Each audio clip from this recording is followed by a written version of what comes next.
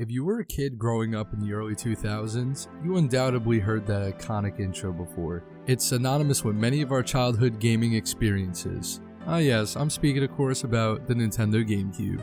The GameCube was the premier place for amazing exclusives, and if you played Mario Party, probably some lost friendships along the way. The great thing about the GameCube was that after ruining all your relationships with some of the best entries in the Mario Party franchise, it offered a bevy of single-player experiences. If party games weren't your thing, what about soaking up the sun with an awesome single-player platforming experience in Super Mario Sunshine? With games like Metroid Prime, Super Smash Bros. Melee, and Luigi's Mansion, my mind was blown by the sheer quality and variety offered by these titles. The raw power of the GameCube was a sight to behold as well. I was stunned by the snow-capped scenery and Phendrana drifts of Metroid Prime, and when I wanted a break from taking out baby Sheegots in the icy tundra, I could triple jump my way into the gorgeous sunset overlooking Hotel Delfino and Mario Sunshine, with its deep oranges and reds flooding the screen. Mind you, these are only a few examples. As someone who didn't own an N64 prior, the leap from my PS1 to the GameCube was monumental to say the least. But before I go on, let me tell you how it all started. Nothing like the simplicity of the early 2000s. The lack of social media and smartphones made it possible for the element of surprise. The only available sources to me at that time were shows like X-Play or perusing the pages of Game Informer, which I didn't find out about until I had already owned my own GameCube. Yup, it turns out there was actually a point in time where I wasn't hyper aware of all things Nintendo. While I had no clue what a GameCube was, I was sure to find out soon enough. The Christmas of 2003 was a special one, with a certain cube-shaped box that was under the tree that morning. I vividly remember calling my dad while he was at work to let him know what Santa had brought me. That's right, I got my very own GameCube. Nothing like the rush of opening up a new gaming console, especially on Christmas morning. The GameCube's design at first glance was so intriguing yet so foreign. There was nothing quite like it. Even to this day, the GameCube remains one of the most unique looking consoles in gaming history. The size was so compact and barely took up space in my own little gaming corner of my living room then, and that little handle made it easy to pick up and move around as well. And who could forget that sublime controller? In fact, it's such a legendary controller that Nintendo still uses it to this day. The ergonomics of the GameCube controller are second to none. At first glance, it looks like an unconventional way to play with its odd button layout and small D-pad. However, the curvature of its grips comfortably fit into my hands like a glove. In addition, the button layout feels good to the touch, with the satisfying large A button particularly standing out. I am able to cradle the GameCube controller so comfortably, allowing me to game for extended sessions without a hint of discomfort. My fingers also rest nicely on the analog triggers, pressing them down with a meaty click for an unparalleled feeling amongst its other 6th-gen contemporaries. That is why over 20 years later, I'll still use it for games like Super Smash Bros. Ultimate. It just feels so right.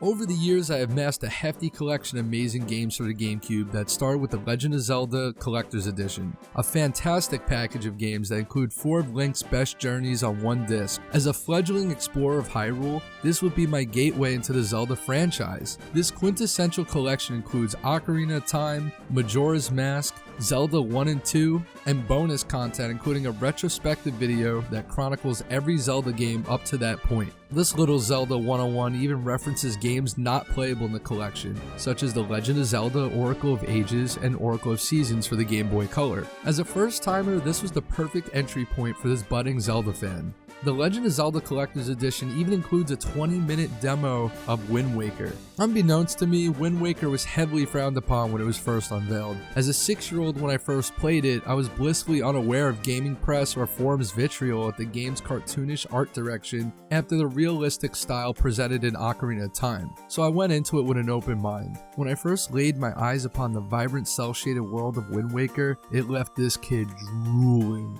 I had never seen such stunning visuals in any game prior to playing that demo of Wind Waker. Everything about it, from the graphics to the refined combat mechanics, made it a must-have. Needless to say, I wore that demo out. Wind Waker is still my favorite Zelda to this day, and is in large part to that demo. I'll never forget my 7th birthday when my grandma called me up from Toys R Us asking me what I had wanted. When she went down a list of games, I remember in all my prepubescent glory screaming, "Wind Waker!" The second she dropped it off, I tore apart that shrink wrap like a rabid animal and popped that little sucker in and got my balls blown off. That intro was so raw, with Link's sister Aero being kidnapped before his very eyes. I'll never forget my first time sailing the Great Sea, marveling at the deep blue ocean in front of me with shock, awe, and endless possibilities. There was so much treasure to uncover, enemies to face, and other secrets that await beneath the vast sea. It was surreal to see such a massive world on the GameCube at the time. The accompanying music piece by famous Nintendo composers Koji Kondo and Kenta Nagata made my voyage across the Great Sea that much grander. Just like the hero of Wind himself, the music inspired me to strengthen my resolve, brave the raging sea, and combat the deadly creatures lurking within to save my sister. Speaking of deadly, Mortal Kombat is one of my favorite gaming franchises of all time. If you see my video on Super Pinball Behind the Mask, you know that I've been playing the series since way before I should have been playing it. I started with the trilogy on Super Nintendo, quickly becoming enamored with the characters and lore. The MK Ninjas were the coolest thing in the world to a 6-year-old Mikey. To my shock, a new Mortal Kombat found its way under the Christmas tree. I didn't even think to question Santa bringing me an M-rated game, no less. Oh, the innocence of childhood. As I flipped through the pages of Game Informer, my little eyes scanning countless previews and screenshots, Mortal Kombat Deadly Alliance was finally mine to play. I hadn't played MK4 first, so my leap went from Super Nintendo MK to GameCube MK, and it was a sensory overload. Suddenly, the goofy 16-bit graphics evolved into an amalgamation of blood and guts all over the screen in glorious 480p. While Deadly Alliance certainly isn't the best in the series, or even on the GameCube for that matter, I'll always have a soft spot for it, in part due to the new characters. Yes, even Su Hao, and the wealth of unlockable content. I'll never understand the contempt for characters like him or Draman, but I'd love to hear you all sound off below about my unique taste in Mortal Kombat characters. And while on the subject of things we have contempt for, remember that green shit stain of a movie, Hulk, from 2003? You know, the one where he fights the Hulk dogs? Yeah, neither do I. But you know what I do remember? The Hulk game based on said movie was way better than it had any right to be. I don't know any other soul who has played it, but one thing is for certain, the game was a total blast. Although the release of the game coincided with its movie counterpart, it has next to nothing to do with it. In Hulk, you really embody him with a range of his abilities like his thunderous claps, seismic shockwaves, and meaty punches. There are little details such as when enemies go tumbling over as a result of the Hulk's brute force as he lands from a jump. Those same enemies can then be picked up and tossed around like playthings, much like a child to his action figures. For the time, the cutscenes were gorgeously animated with a cel-shaded art style that encapsulates the era from which Hulk released in. The game was challenging but never unfair, and allowed me to flex my creative muscles in how I approach different combat scenarios. As you are toppling legions of fodder, lest we forget that Hulk's intelligible other half, Bruce Banner, has his own gameplay segments. As Bruce, you want to remain undetected, as attacks don't quite land the same as his turbulent other half, but who would have thought, right? For this kid with a little wacky sense of humor, I used to love purposely running into the guards or even more powerful enemies late game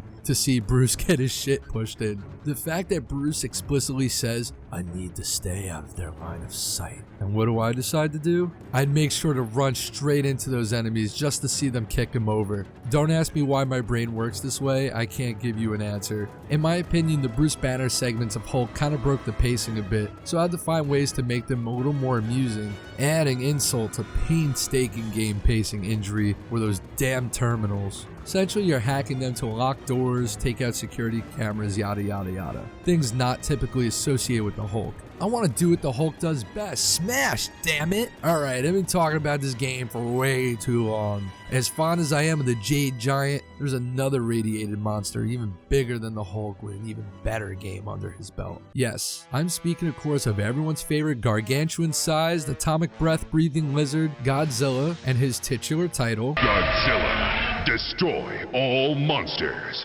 melee! Just like Zelda Collector's Edition before it, this would serve as my gateway into the Godzilla universe as well. And what a mind-melting introduction it was. Point blank, this game fucks, dude. Running around as Godzilla, projecting his trademark atomic breath everywhere, and violently swinging his tail around to destroy buildings and foes was everything I could have wanted as a little feller. Could there be a better experience for a 6-year-old boy? Especially when there was so much havoc to wreak. I loved playing through the adventure mode to unlock different monsters and cities and other goodies. There were these weird broadcast interruptions brought to you by these mysterious alien invaders, narrating the events unfolding before my very eyes. It was so surreal. I remember seeing King Ghidorah for the first time, thinking how cool it was that he had 3 heads and could fly around shooting out, I don't know, maybe ramen noodles? No, seriously, look at these. Tell me this doesn't look like Justin Timberlake's hairstyle in the early 2000s. Sadly, not all of Godzilla's friends made the cut. I remember thinking I could unlock Ghidorah and Mothra as playable characters, even after unlocking the rest of the cast. Don't you miss those days in gaming where you didn't know everything about a game, where there was this air of mysticism, thinking you could do more than what the game entailed, before the days of being spoiled by Google instantly delivering every minute detail of a game? It was akin to me completing nigh impossible challenges in Super Smash Bros. Melee to unlock Sonic and Tails due to an infamous April Fool's joke from EGM back in the day. I'll never forget the disappointment when you couldn't actually unlock them, and the same thing happened for me with Ghidorah and Mothra. In the process of creating this video, I began pondering why the other Godzilla titles from that generation never came to the little lunchbox, as it's the perfect home for Godzilla and his friends to make a ruckus with up to 4 players. I guess the world may never know. What I do know is how much joy washed over me seeing my dad hook up my shiny new GameCube and hearing that now famous jingle for the first time. To think that these few titles would give me my first taste of what would easily become one of my favorite video game consoles of all time. I still have most of my original copies of the aforementioned games in this list, except for Zelda Collector's Edition, which is a real bummer as it goes for an exorbitant amount of money these days, as is the case for many GameCube titles and retro game prices in general. Honestly, the prices are just disgusting nowadays that it's priced many fans out of buying their favorite video game, but I digress. My initial impression of this geometrically shaped piece of technology was positive and fun, which was further reinforced during its heyday. The design and philosophy behind the GameCube was totally in line with the gaming ecosystem back in the early 2000s. I felt like gaming companies were just a lot more adventurous back then. As I now approach my 30s, I've become riddled with nostalgia for the GameCube. It remains one of Nintendo's oddest yet most enthralling ventures of their history in this business, and I just want to say I am glad they took a chance on such a weird product. Thanks for watching yet another video about a 20-something reminiscing about their gaming past. I look forward to making a lot more content on the GameCube in the future, so stay tuned.